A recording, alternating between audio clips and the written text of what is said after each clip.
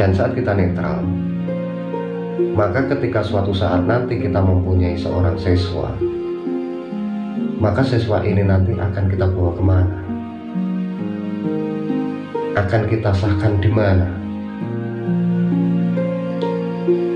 Jadi bagi kita yang mempunyai siswa, ini tidak mungkin kalau kita akan netral. Nah, oke. Untuk yang mempunyai siswa itu wajib untuk memilih. Nah, yang tidak punya pengurusan, boyo menang, cukup di hati saja, jangan menyalah-nyalahkan, itu aja. Nah, yang memilih biarkan memilih, yang menjadi pengurus itu tadi. Tapi kalau sudah memilih, jangan pernah menyalahkan, karena itu tetap saudara kita. Dan apabila sudah memilih, jangan pernah memutus rasa persaudaraan. Dan jangan mencaci maki sama orang yang pilihannya tidak sama jenengan. Menjaga kerukunan, karena sama saja kita tidak tahu yang sebenar-benarnya, seperti itu. Apalagi yang lokasinya sangat jauh dari lokasi, sama di Madiun kan bingung kita. Ngoten lho Mas.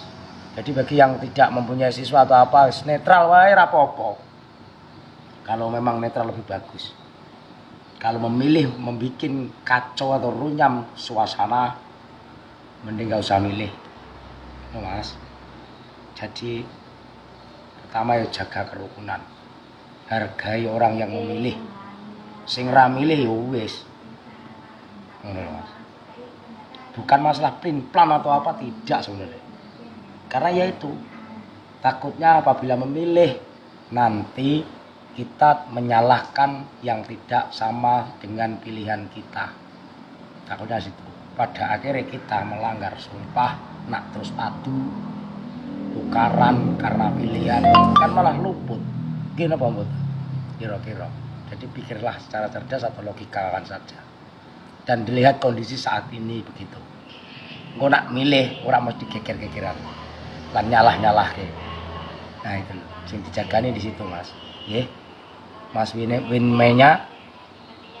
Terima kasih, sehat selalu dan panjang umur Mas Ye. Siapapun pilihanmu tetap saya hargai. Aku gak ngaruh-ngaruhi karo wong sing milih. Sing ra milih ya tetap dulurku, sing milih ya tetap dulurku. Terima kasih. Salam sehat dan salam santun. Mudah-mudahan selalu panjang umur dan dilimpahkan rezeki panjenengan. Amin. Halo, jangan lupa like, comment, share, and subscribe Arjuna 22. Jadi dulur-dulurku semuanya, bahwa di dalam organisasi persaudaraan Setia Hati Terapi itu ada ajaran PSHT, dan yang kedua adalah struktur keorganisasian PSHT. Jadi kita bahas satu persatu. Kita bahas yang ajaran PSHT-nya dulu. Di dalam PSHT, bahwa kata persaudaraan adalah pilihan, itu memang sangat terkenal di dalam ajaran PSHT. Bahkan di Pancadasar pun disebutkan di bagian awal. Jadi ketika kita berbicara tentang persaudaraan, memang inilah PSHT. Makanya saya setuju dengan kata-kata persaudaraan adalah pilihan ini. Tapi ketika kita berbicara struktur keorganisasian, bahwa di dalam PSHT itu terdapat struktur organisasi, yaitu terdapat ada ketua umum pusat PSHT, ada ketua dewan pusat PSHT, ada ketua cabang PSHT, dan lain sebagainya. Ketika kita berbicara netral, sebelum kita bahas netral yang dimaksud di sini itu netral yang seperti apa. Saya mengerti perasaan bagi dulur-dulur yang memilih untuk netral. Jadi mungkin mereka hanya ingin menghindari gesekan antara saudara. Jadi dulur-dulurku semuanya, kalau saya menyikapi semuanya ini, apakah ketika kita menentukan suatu pilihan, kita harus memusuhi yang tidak kita pilih itu? Tidak kan? Dan ketika kita memilih A, bukan berarti B musuh kita. Begitu juga sebaliknya. Jadi untuk saat ini, ketika kita merasa diri kita sebagai warga PSHT, kita juga harus menyadari bahwa di dalam PSHT ada struktur keorganisasian, yaitu memiliki ketua umum pusat, ketua dewan pusat, ketua cabang, dan sebagainya.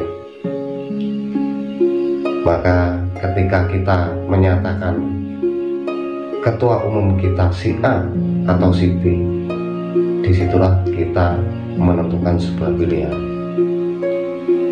Tapi kalau kita berbicara netral, itu kita tidak mengakui kedua-duanya. Itulah kenapa ada slogan atau kata-kata bahwa netral itu bukan pilihan. Dan yang kedua, dan saat kita netral, maka ketika suatu saat nanti kita mempunyai seorang siswa, maka siswa ini nanti akan kita bawa kemana? Akan kita sahkan di mana?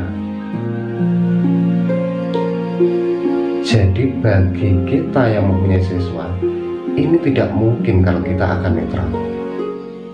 Jadi seperti saya, kalau mau netral itu tidak mungkin. Jadi kembali lagi, saya setuju dengan kata-kata netral bukan pilihan. Jadi kita harus menentukan pilihan, dan ketika kita menentukan satu pilihan, itu bukan berarti mereka adalah musuh kita dan kita adalah musuh mereka. Kita semua tetap saudara. Kita tetap menjaga persaudaraan antar organisasi, antar perguruan, dan juga tetap menjaga persaudaraan meskipun kita berbeda pilihan.